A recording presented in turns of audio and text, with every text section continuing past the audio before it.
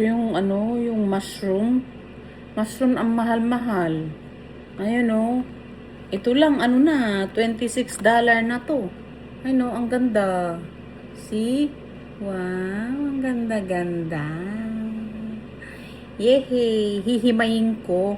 Parang akala mo yung, alam mo yung honey na ano, siksik siya. Oh, see? Ganda. Tapos, piningasan ko ng ano, ayan oh.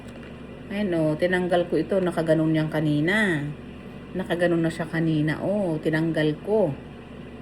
Tapos, ano, ang sarap kaya, ang sarap. Itsura pa lang niya, hindi ko pa nailuluto, itsura pa lang niya, masarap. Kaya, ayan, lutuin ko siya. Ang lalagyan ko lang siya ng ano, gusto ko lang kasi sabaw. Kasi Holy Week nga ngayon, so bawal ang karne. Ito na pinakakarne ko.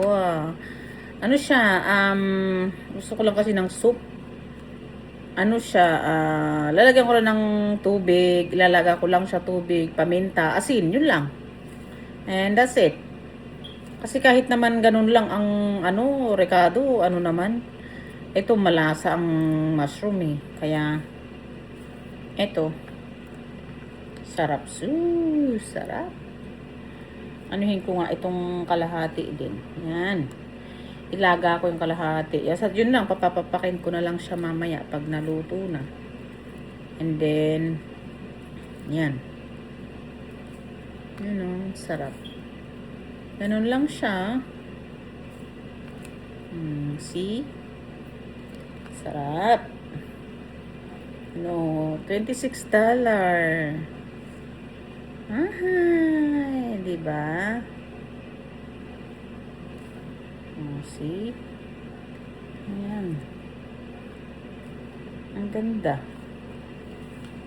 Hindi ko na himayin lahat para ipapakita ko dun sa asawa ko dahil mahilig din siya ng ganito eh, kahit ang mahal-mahal eh. Pero ang binibili naman niya, yung isa na mahal din siya pero hindi siya ganito ka siksik.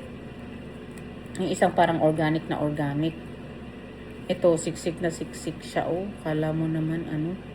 Alam mo yung ano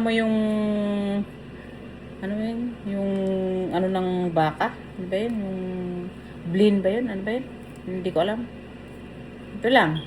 Tapos, ibabalik ko dito sa ano, sa plastic. Ano ko lang siya. Lalaga ko lang and then, yun lang, sabaw. Asin lang at saka paminta and then that's it. Ang sarap na. Bye-bye.